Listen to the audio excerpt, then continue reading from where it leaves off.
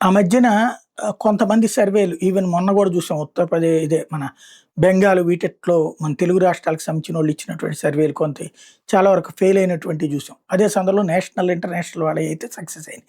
ఇప్పుడు పార్టీలు చేయించుకునే సర్వేలే విచిత్రంగా ఉంటది. రేవంత్ రెడ్డి గారికి తరపున తెలంగాణ కాంగ్రెస్‌కి సంబంధించినటువంటి ఫేస్‌బుక్ పేజ్ ప్రొజెక్ట్ చేస్తుందనంటే ఎవర్ పోల్ సర్వే ఎక్స్‌క్లూజివ్ రిపోర్ట్ అట.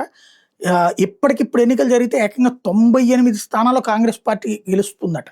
కేసీఆర్ గజ్వేల్‌లోనే ఓడిపోయే అవకాశాలు పుష్కలంగా ఉందంట. ఇది ఎంతవరకు నమ్మశక్యం? ఓ పక్కన 6 గ్యారంటీలు అమలు చేయలేదు. మహిళలకి నెల నెలా ఇస్తానన్నట్టు డబ్బులు ఇవ్వలేదు. నిరుద్యోగ భృతి ఇవ్వలేదు. కొత్తగా పెన్షన్లు ఇవ్వట్లేదు. పెన్షన్ పెంచుతానన్నది పెంచలేదు. ఇయన్నీ లేకుండానే ఏదో మహిళలకి బస్సులు పెట్టారు ఫ్రీగా అన్నటువంటి కారణంగానే ఏసేస్తారా ఓట్లు. ఇంకోటి అక్కడ డెవలప్‌మెంటల్ యాస్పెక్ట్‌లో చూస్తే రోడ్లెన్ని పడుతున్నాయి, కాలువలెన్ని వస్తున్నాయి, మంచినీళ్ళెన్ని వస్తున్నాయి, కొత్తగా ఇళ్ళు ఇస్తున్నదెన్ని, 1,00,00,000 మంది ఇళ్ళు కావాలంటే 1,00,000 ఇళ్ళు ఇచ్చేస్తే 1,00,00,000 మంది ఓట్లేసేస్తారా? ఏకంగా కేసీఆర్ తన నియోజకవర్గంలో ఓడిపోతాడన్నటువంటి ప్రచారం చూస్తుంటే రేవంత్‌ని ఎవరో ఒబ్బేసి చెడగొట్టే ప్రయత్నం చేస్తున్నట్టున్నారు.